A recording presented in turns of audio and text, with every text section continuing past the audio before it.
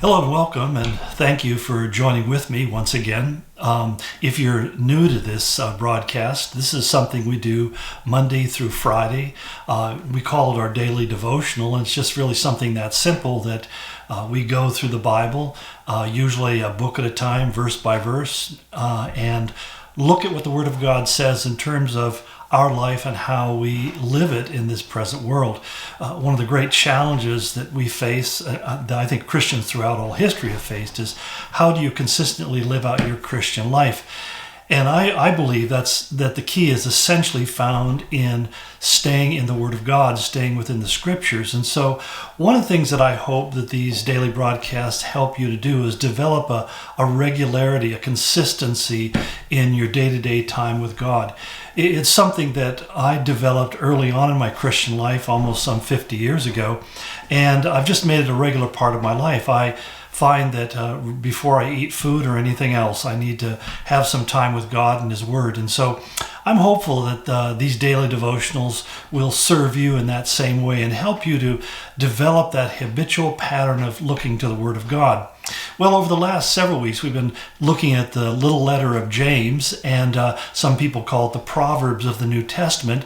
And in part, it's a book that is not so much concerned with issues of doctrine and theology as it is in very practical, everyday challenges that we face. Last time we talked about wisdom, not only what it is, but how do we begin to experience and exercise wisdom in our day-to-day life. This week we're going to be talking about something that we all have familiarity with, and it's the issue of conflicts. Conflicts are really in many ways an unavoidable aspect of our life. One of the things that Paul said in Romans 12:8, he says, as far as it depends on you, live at peace with all men. And it's interesting because when he puts that, really begins by saying, as much as lies within you or depends upon you, he's really telling us an obvious truth that sometimes we don't recognize, that we can't control how other people act or behave.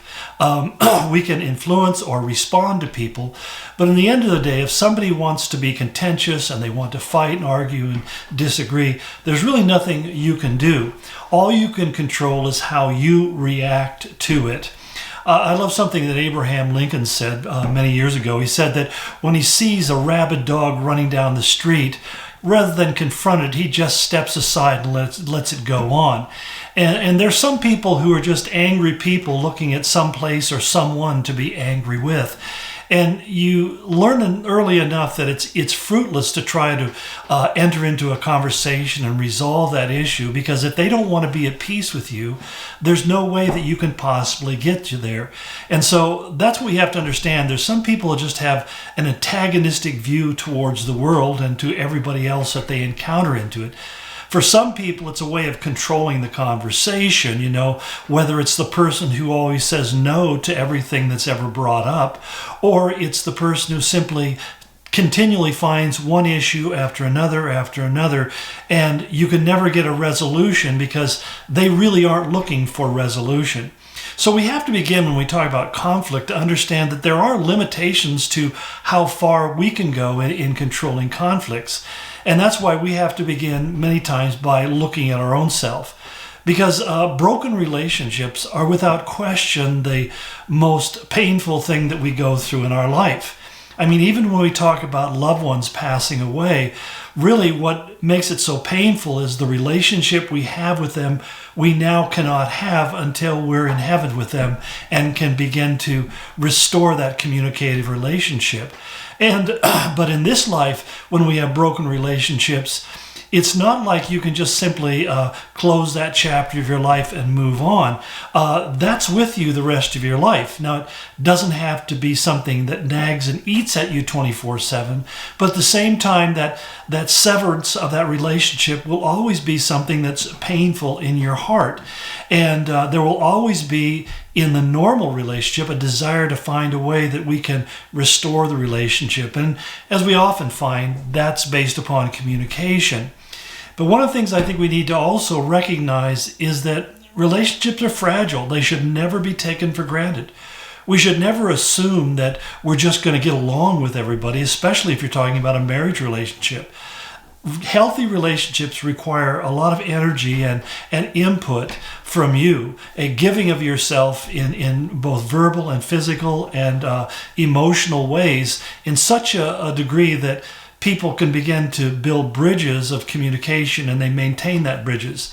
One of the things I find as a homeowner, and I see it around my city, that if the city doesn't maintain the roads, if they don't maintain the bridges, if I don't maintain my house, just the natural gravitational flow of the universe is going to cause those things to decay and rot and fall down. And so it is too with when you're talking about relationships. If we don't invest in them, they will deteriorate. And that's why you have to decide what relationships are most vital to your personal happiness and fulfillment, and really nurture those relationships. And quite honestly, I have to admit that there's a limit to how many people you can really be close to. Sometimes we think that we need to be close, intimate friends with everyone.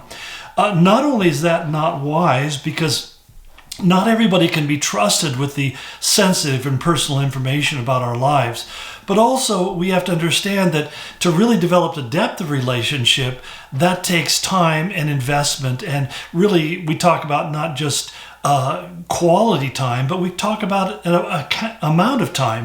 There is no such thing as a quality time without the investment of ourselves over a quantity of time. And so these are some of the misconceptions we have sometimes, where I hear parents say, well, I don't have a lot of time with my kids, but the time I have is quality. I'm sorry, there's no substitute for quantity of time, and there's nothing that you can learn well by just giving short spurts of energy towards. And so what I often find is those quality time parents end up with kids who are pretty disappointed and dysfunctional and frustrated because they really wanted a quantity of time. It's kind of like the young man who wanted to become a doctor by taking a 6-week course. Well, the reality is that's not enough quantity of time to become a qualified physician. And so when I have a surgeon work on me, and I've had a few over the years, I really do some research to find out how long has he been a surgeon? How many times has he engaged in this procedure? I mean, what is his batting average, basically? Because I don't want somebody who is practicing on me. I want somebody who is skilled and knows exactly what to do. And, if you're an airplane, you don't want a pilot who's just learning or earning his wings. You want somebody who has had enough experience behind the wheel that he knows how to handle every emergency that might come along. So when we talk about relationships and we talk about conflict that comes in relationships, we have to understand that this is requiring an investment of ourselves, our time, our energy, sometimes even our money, which I'm talking about taking my wife out for dinner or celebrating her birthday or anniversary. There is an investment that goes into that, and we need to be ready to make that investment. So this is kind of a primer to getting into James's conversation. We'll pick it up tomorrow as we begin in chapter 4, verse 1 of James's letter, where he talks about the source of conflicts in our relationship. Well, God bless you, and go in his grace.